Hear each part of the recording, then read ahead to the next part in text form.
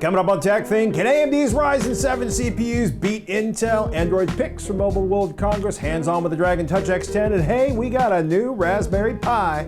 It's all coming up on TekThing. Thank you, patrons. Without your support via patreon.com/TekThing, we wouldn't be able to make the show for you each and every week. Join the crew that makes TekThing possible at patreon.com/TekThing. Thank you. I'm Shannon Morse. And I'm Patrick Norton. And this is TekThing, where we have something useful in every single show. So many things today. We have so much to talk about in this episode of TekThing. Super exciting. We usually do a fair number of viewer questions, but this is a question-free show because there are so many things to talk about. Starting with, ladies and gentlemen, first of all, Mobile World Congress this week. Yay! Barcelona, Spain, the annual conference for mobile devices. It's usually where we hear about the new smartphones from, say, LG, Motorola, Samsung, Sony, and a whole bunch of other people. Oh, yes. This year is no different, and big changes come from our friends at LG. Yeah, big changes. So first off, they have the new LG G6. This is an IP68 waterproof phone, and it also touts a really big 3,300 milliamp per hour battery.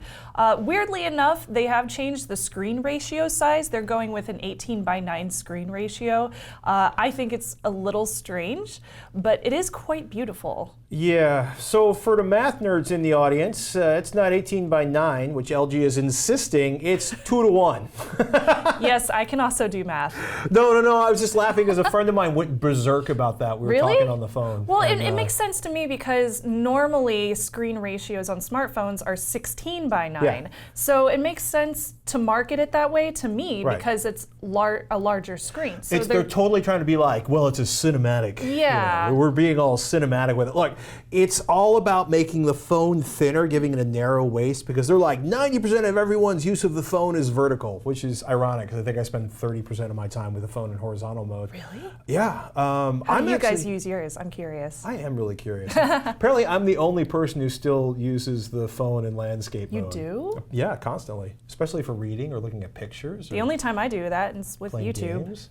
Watching videos. Watching videos. Well, people consume a lot of video on their phones. I can't actually wait to play around. They have like a 120-degree field of view camera on the front and a 100-degree camera on the back for the big selfies. This, to me, is a huge step back from the modular mayhem of the G5. Right, yeah. They just walked right away from that. So. They were like, we're done with that. Also, furthermore, we got new information from Blackberry. Yeah. And this is kind of interesting. Blackberry came out with this thing called the KeyOne. It has a physical keyboard and a 4.5-inch screen, and it's also running the Android operating system, which is super great. It's going to be $549 over at blackberrymobile.com. You can find a lot more information over there. It has a physical keyboard, guys. Yeah. Physical keyboards. So cool. Well, I know so many people from early 2000s, like my college days. Oh man, I feel old now. Where they loved physical keyboards, so I think they'll like that. Yeah, and also it's BlackBerry Mobile, not BlackBerry.com. Right. From Nokia, right? Yay! Remember Nokia? Nokia, I apologize. Well, a brand called HMD has licensed the Nokia name for 3 new phones, including the Nokia 6, Nokia 5, and Nokia 3. $229 for the Nokia 6. $189 for the Nokia 5, and then $139 for the Nokia 3. So those are all respectively priced. And Nokia also announced the 3310, which I personally think is so cool. It's basically the original Nokia phones from the early 2000s, back in its heyday. Looks nothing like a smartphone, but apparently it can play Snake. I'm down with this. Battery standby up to a month. 4 colors to choose from. Play the classic Snake. Up to a month. I think this would be great for an emergency bag. Yes. I think that would be perfect for an emergency bag. That's where I would put mine. But the best thing about the old Nokia phones were the crazy covers you could buy for them. Oh, definitely. American flag, puppy. I remember stuffed animals wrapped around the phones. I digress. One of my favorites are Samsung. They announced, so this is cool. We got tablets coming out. Android tablets, folks. Galaxy Book and the Galaxy Tab S3, although the Galaxy Book is different. Their S2 came out in 2015, so it's been a little bit longer. The S3 will have an Android operating system, and the cool thing about that one is it's also going to have an HDR screen, so it looks quite pretty. All the photos have broken on the Samsung webpage. Oh. Just minutes ago, they were working. You know what? It's kind of a rectangle with a screen on it. It's a rectangle with a screen on it, exactly. I'm just saying. So it looks quite pretty, trust me on this. We'll hopefully get one into review. Also, they just announced the Galaxy Book, which will be a Windows 10 tablet that can supposedly run Photoshop without a problem. I assumed that this would work quite well since they have an Adobe partnership One would for assume. the pen. Yeah, so so apparently you can do Photoshop on it. I think that would be great if you're a graphics person and you need a tablet to go so that you can use Photoshop on the go. Let us hold our judgment until our hands are upon the device. Yeah, we'll see. Sony, out of nowhere, the Xperia XZ, their new premium flagship superphone, 4K HDR screen. I'll be curious to see what that does to battery life. And they also announced some smaller form factors called the XZs, but of course, XZSs. And the big thing about this, of course, is the camera. Yes, the camera. Yes, including super slow motion recordings of up to 960 frames per second. Which is crazy. Yeah, it's very beautiful. They can do awesome slow motion. There's some great video of the new XZ Premium running that. The smaller XZS also has that same camera spec inside of it, but of course it's a smaller form factor, so it'll be a little bit cheaper. There's also a really interesting gimmicky phone that just came out called the Alcatel A5 LED. It's a smartphone by Alcatel, but it has an LED back cover. I think this is a complete gimmick. It's a bit of a gimmick, but the phone specs aren't atrocious, right? It's a cost-sensitive, modestly priced phone with a 5.2-inch 720p IPS display, like a 1.5 gigahertz octa-core processor, 2 gigs of RAM, 16 gigabytes of memory. Yeah. It's not a bad-looking phone. It's not. It's definitely not. It'll be something to look at, so we're going to keep an eye on that one. And lastly, the Lenovo Moto G5 Plus is also being announced, and that one is going to be $229 and up. Really excited about that one as well. Moto has been one of those great smartphones that have continually come out at a really fair price point. So I'm really excited to see what they do with this one, and hopefully can check that one out in person too. Yeah. So very exciting. There's also going to be some announcements from Huawei. Lenovo also announced some tablets, which I just saw. So we'll continuously post information from Mobile World Congress as it comes out on our Twitter account and on our Facebook account after this time of recording, because there are still plenty of announcements happening this week. There's like 3 more days at Mobile World Congress. Yes, so very exciting. Let me know what you think, and let me know which products you want to see us review on the show, and we'll try our best to get them on here for you guys. I want to see what the new camera on the G5 and G5 Plus look like. Me too. Ladies and gentlemen, by the time you're watching this, AMD will be shipping officially the Ryzen processors. They started pre-orders the day after we shot last week's show. Reviews aren't going to hit basically until today when you're watching this. And if the CPU, an ASUS Prime X370-Pro motherboard I ordered ship on the 2nd, please. Oh man, I hope it does.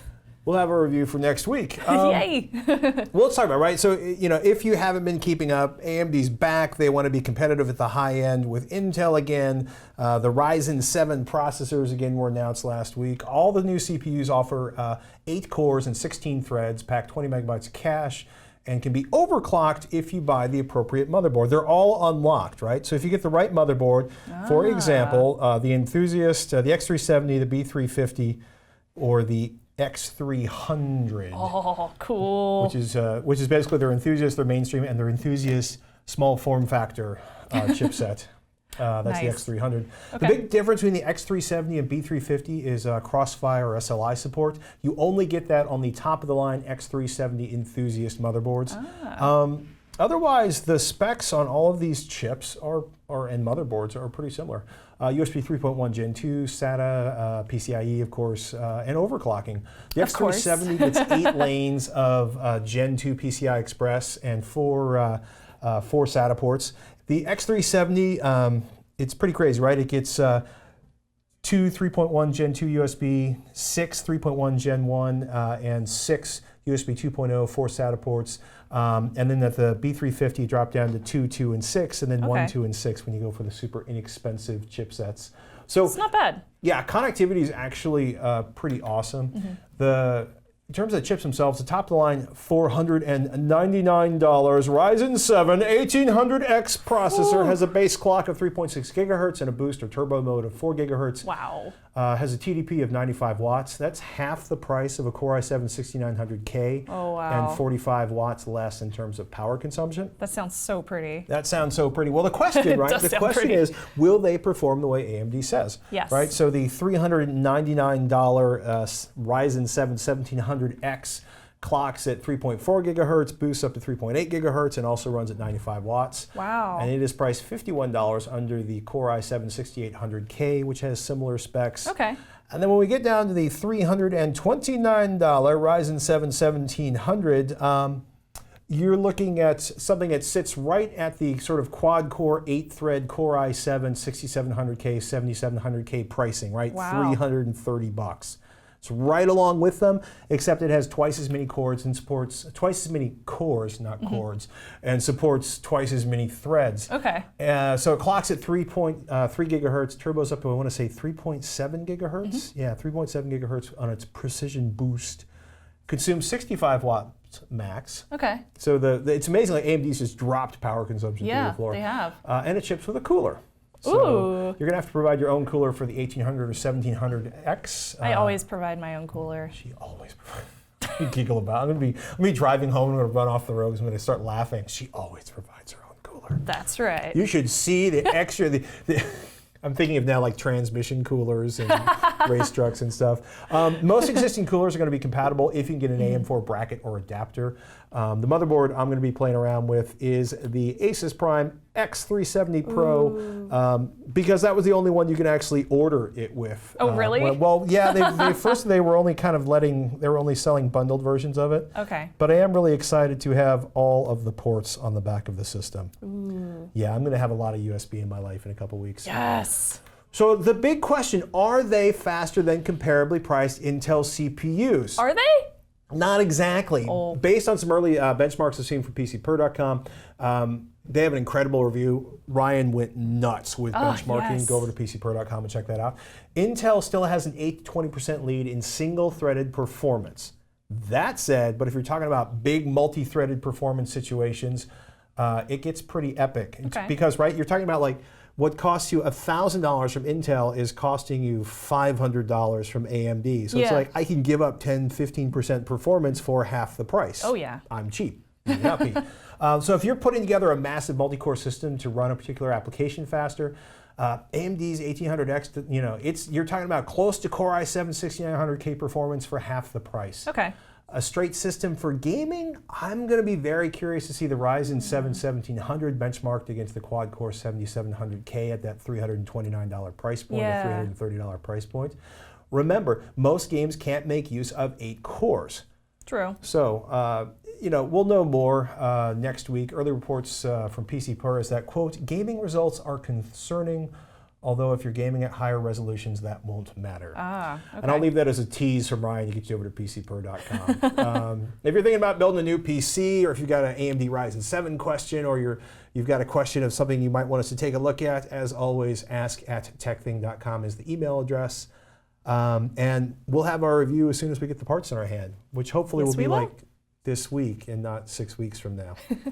In our continuing efforts to find you worthy Android tablets, because we've been waiting so long for new tablets. Well, of course, we were waiting until Mobile World Congress this week. But a couple weeks ago, we learned about, I keep wanting to call it the Dragon Ball Z, but it's the Dragon Touch X10 octa-core tablet. Yes. Available currently on Amazon.com for a whopping price of $119.99. So this thing is cheap. And inexpensive. It kind of feels that way too. Okay, it is cheap. So yes, this is the Dragon Ball Z, just kidding, Dragon Touch X10 octa-core tablet. It's 10.6 inches, and it comes with a display that's 1366 by 768 IPS resolution. and it's Android, obviously. The first thing I've noticed when I took this out of the box is the huge bezel on all 4 sides. It does run Lollipop, so that's Android 5.1, and there are no updates available for anything above that. So currently, Lollipop is the only one that you can get. This is not shocking. No, it's not. For phones, you can get up to 7.1. I'm not sure if you can get 7.1 on tablets yet, but I know that you can get at least Android 6.0 and 6.1. So this is behind a little bit. Not even up to Marshmallow. Exactly. The CPU on this is an all-winner A83T. It's an octa-core 2.0 gigahertz. And boy, I gotta say, this thing is so sluggish out of the box. Even when you're setting it up and going through the Android operating system installation, it's quite slow. Part of the question at this point is now, is it sluggish because you've been using top-of-the-line premium Android devices from major manufacturers, or is it even slow for a $120 tablet? I'll go into some explanation. So it takes a while to do things like jump to one application to the next. If I'm going from, for example, Gmail over to YouTube, which I did quite a few times, it takes a few seconds to respond to your touch. It also takes about a second or two to register entries into text boxes, like if you're setting up a Gmail account and you have to enter into text boxes. So it's quite slow in that sense. Once you get something running, like a YouTube video or you're listening to music or something like that, it doesn't stutter or anything like that. It's just starting the process is where it has an issue. I wonder if that's if they'd spent less on the octa-cores and maybe gone with quad-core and gone with something more than 1 gigabyte of RAM. I would believe it, because they're just 1 gig of RAM in here, so just one, 16 gigs of storage, but it does come with a nice little micro SD card slot for additional storage. I know this will take up to 32 gigs. I don't know if it goes higher than that, but it definitely works on 32 gigs. It is also only 2.4 gigahertz of Wi-Fi, and it comes with Bluetooth. There is no 5 gigahertz option on here, and there's also no NFC. So keep that in mind if you're looking for something that does 5 gigahertz, or if that's the only thing that you have available to you, it won't be compatible with your Wi-Fi. Luckily, it does take a couple of different charging ports. So it has an AC/DC port, and it includes an adapter for that, and it's just a little proprietary one. You could probably buy an extra off Amazon or something like that if you lose it. But if you don't care about that, it also takes micro USB, which is great. Although it is very, very slow when you're charging. So this would be something that I would charge overnight, as opposed to setting it up while I'm in my office space, for example, and assuming that it's going to hit 100% battery life in a few hours. Slow charging for both micro USB and the and the DC adapter? It's quite slow, it takes several hours to get to 100%, like at least 5 hours or 6 hours. But the battery life on it, once you do have it charged, is touted to say about 6 hours of battery life. I was not able to run this for 6 hours. I got about 4 hours out of my time with it, and that was with relatively normal usage, so that'll give you an idea of how long this will run. It does also include a full-size USB port on the side too. Now this is actually kind of cool, and I really like this. You can run powered human interface devices, such as keyboards and mice on this thing. And if you plug a mouse into this, you will get a mouse pointer on the screen. So it works, and it works really great. I thought that was so cool, and I was like, I wish I could plug in all of my USB 2.0 products into a little normal USB-sized port on all of my tablets. That would be so cool. Another thing I want to mention about this is it's all over plastic, including the screen. In fact, I've already scratched this screen, and I'm very sorry to my friend that purchased this. I scratched it. I'm sorry. So we kind of, because Gorilla Glass is so hard to scratch, we don't really think about, or any of the new sort of, super glasses. But your fingers stick to that when you drag your fingers across it's horrible. It. You can, that's my finger. That noise, that's my finger just running across the screen like normal. So it's very sticky. It's like it's a plastic screen, so it's kind of terrible. And you also notice, and you pointed this out, when you look at it from the side, you can see at the edges where it kind of boils up a little bit It's like where concave. they glued it. Yeah. Yeah, it's concave around the edges. So it's not a perfectly straight bottom line on it. So and they also come with a screen protector out of the box, but there were some bubbles in the screen protector, and I was like, why did you ship it with a screen protector with bubbles already under it?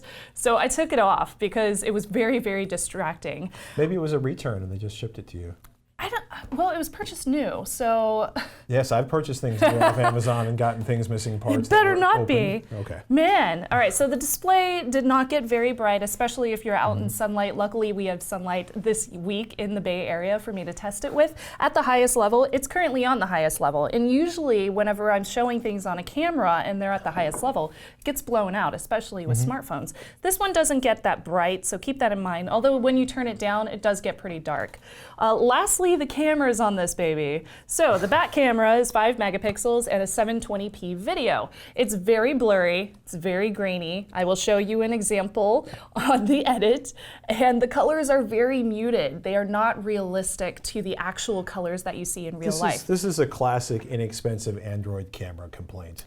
Yeah, so for example, well, the smartphones have gotten a lot better lately, Yes. but for example, I took a picture of this tablet, and it's a very bright colored tablet. It's got pretty pinks and purples, but in the picture, they're very muted colors. They don't look as bright and pretty.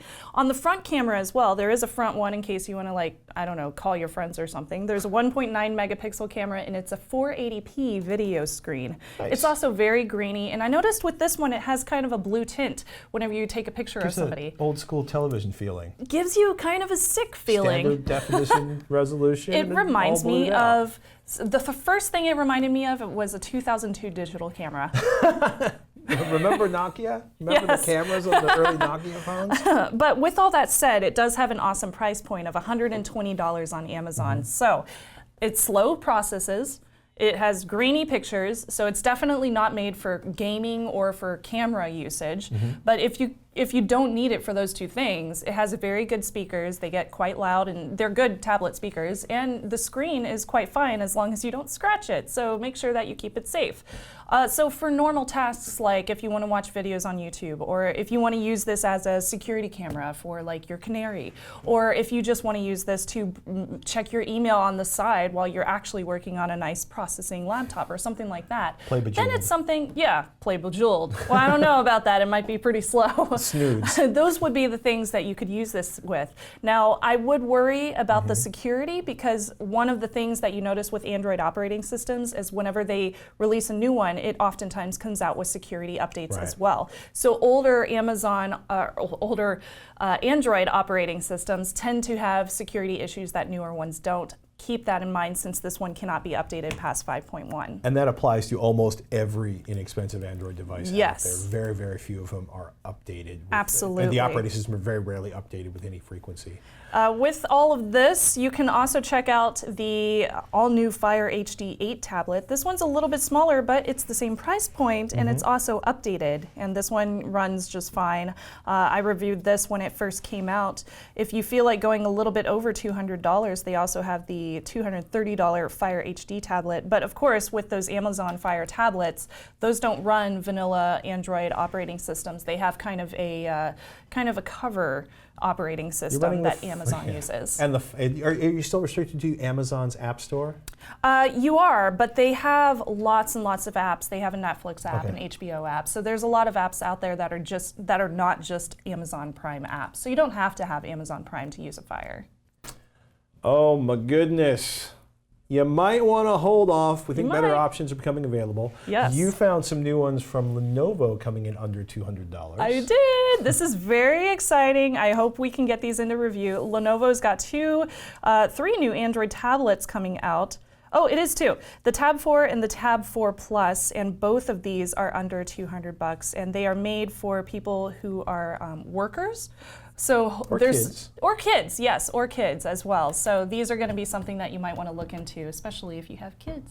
Or if you're price conscious. And Yeah. well, I mean, think about it. If all you're doing is watching Netflix videos when you travel, do you need a $400 or $500 tablet? That's a great point. And you know, if you just want a bigger screen than your smartphone, why spend several $100s when it could just be $200? If I'm just using it to control Root Audio, I don't need a $500 tablet. Right. So we're going to keep on looking into it. I know we've got a lot of questions about what are good Android tablets out there. I'm going to keep on bringing them in as much as I can so that we can get them on the show and show you not only the bad ones, but the good ones too. We'd like to see the good ones too. Want to be part of the crew that makes TekThing possible? Please contribute to the show at patreon.com/TekThing. Just $1 an episode will make a big difference, and you'll get access to our patron-only audio feed and quite a bit more. Thank you for your patronage, people. You make the show possible. And if you can't donate, we completely understand. Keep sending your email to ask@tekthing.com or tweet @TekThing, @Snubs, or @Patrick Norton, because we want to cover what you're curious about. Thank you so much for supporting TekThing, no matter how you do it. It is the 5th anniversary of Raspberry Pi this week, and the Raspberry Pi Foundation released the new Raspberry Pi Zero W to celebrate this. So the W is all about a wireless update to the $5 Zero board, and the Zero W gets the wireless chip used in the Raspberry Pi 3 Model B. It's the Cypress CYW43438, which adds 802.11n wireless, LAN, and Bluetooth 4.0. I'm so stoked about this. I was awesome. Like when you do a Raspberry Pi Zero, this is really, I mean, look, this is a Raspberry Pi Zero, the little green part in front of the cables, but I always laugh when you start plugging a power supply into it, and keyboards, and the USB adapter, and the HDMI, mini HDMI to HDMI cable adapter. If you want to, look, wireless being added to the Zero is awesome if you want to embed a Zero in something. Yes. Because adding Wi-Fi or Bluetooth via a USB dongle was always a pain in the tuchus with the Zero, because you basically have one micro USB port on this thing for power, and one micro USB port for everything else other than your video. So you had to add lots of dongles in if you wanted to add more stuff. The Raspberry Pi Zero pretty much looks, or the Raspberry Pi Zero W pretty much looks exactly like the Raspberry Pi Zero, including its power sipping ways. Like typical idle or booting for this was 0.34 watts. Oh, wow. Yeah. You know, so I think I got it up to like a half a watt, or excuse me, let me correct myself, 0.34 amps at 5 volts. I think I maxed it out at one point at 0.5 amps. Okay. In theory, it might go a little higher than that. I'm pretty excited about the fact they added wireless to this, but I gotta say I was hoping for a processor upgrade. The Zero W has the same 1 gigahertz single core CPU and 512 megabytes of RAM as the original Zero. Okay. The wireless editions, by the way, spec it out very close to the $9 chip PC. But the $9 chip PC doesn't include HDMI. You have to add a $15 HDMI adapter if you want HDMI. Though I gotta say the headless GUI-free versions of the chip PC OS are pretty slick if you're doing an embedded device. It's so pretty. So, in any case, if you're not familiar with the Pi Zero, it's 65 millimeters long, 30 millimeters wide, 5 millimeters thick, mini HDMI and USB on the go ports. It's HAT compatible with a 40-pin header. You will have to get your soldering on. Deposit video and reset headers. There's a CSI camera connector. And the new price for the Pi with all of the wireless is $10. Oh! That's okay. Just kidding. I can't stand it. It's $10. That's an awesome price. Yeah, especially since people have been doing things like embedding these into controllers, for game controllers and all sorts of stuff. I'm playing around with, I'm trying to turn it into a mobile Volumio server, but we'll talk about sort of, hold on a second. Pi Foundation has a new case too. It's like $5. It has 3 lids, one blank, one with a GPIO space, and one with a camera mounting point. Okay. There's no power LED on the Pi Zero, and it won't boot until you run the proper operating system load. So a lot of Internet of Things distros, for example, Volumio, that'll run on the Pi 3 or 2 will require tweaking to get up and running on the Zero. Okay. So if you have like, I want to run something emulator on this, and you try to load something emulator on this, it probably won't boot until you've actually run the proper Raspbian install and then modified the kernel to suit. Gotcha. That's a whole deep, dark pain in the butt. That's another tutorial. That's another tutorial. But yeah, I mean, it's kind of ridiculous when you look at how small the case is for this. If you're interested in these two, I've seen tons of really cool mods on Hackaday over at hackaday.com. Like controller mods, like he was mentioning, all sorts, especially in the gaming fields. Even some really cool like LED light boxes and stuff like that. So definitely check them out because Raspberry Pis let you do all sorts of really neat things. And look, the case is open, so you can still hit those pins. That's great. And there's even there's a lid so you can do the camera adapter on it. There's all sorts of cool stuff going on. So cool. Yay, Raspberry Pi! Happy birthday! We are going to get back to our usual viewer questions rolling next week. There were a lot of products to review this week, lots of different announcements coming out. Also, the Game Developers Conference is happening, GDC, over in San Francisco this week. So I'm sure we'll see some announcements when the floor opens up on Thursday, I believe. Aren't you doing a review a new console next week? I am. Something is coming out this Friday, and I got a pre-order in. Yes! I'm really good with those Nintendo pre-orders, man. A lot of people were saying the Nintendo Classic, they were like, no, it's not $60 or whatever it costs. It's $150. It was $60 when I pre-ordered it. I have no control over supply and demand and how much other people decide to price them at when they buy them and then resell them on eBay. So do not yell at me for telling you it was $60 MSRP because it was. Manufacturer suggested retail price. Exactly. What you pay for it is almost always different. So yeah, we're gonna have the Nintendo Switch on next week. I'm super excited about that, and hopefully I'll have an unboxing video for you as well. And yeah, as long as Best Buy has mine on pre-order, available to pick up on Friday. So we'll see. It better be there. It better be there. And remember, once in a while, put down the phone, step away from the screen, close the laptop, and do something analog. Yes. Like my favorite, actually this is my new favorite, going to Wizarding World of Harry Potter over in the Universal Studios. Did they loan you a Hogwarts robe? No, I bought that. That is my costume and my wand. I bought all that stuff. I even have a little hair thing. You and Anthony Carboni spending all of your ill-gotten loot. Basically. It was amazing. Look, it's Hogsmeade. Seriously, so cool. Did you have butterbeer? Uh-huh. Was it delicious? Yes. It was incredible. I'm so in love with the Harry Potter theme park. There's one in Japan, one in Florida, and one in the LA area, as far as I know. I don't know if there's any other ones, but so you can hit one if you're on the East Coast, West Coast, or in Japan. I want to go to the Japan one, even though it's the exact same. I'm just gonna reread the books. So much fun. Oh my God. Lumos. Sorry, I'm trying really hard not to be Wingardium. The whole Wingardium Leviosa. Leviosa. Sa. I'm Patrick Norton. I'm Shannon Morris. We're geeks, and we'll see you next week on TekThing.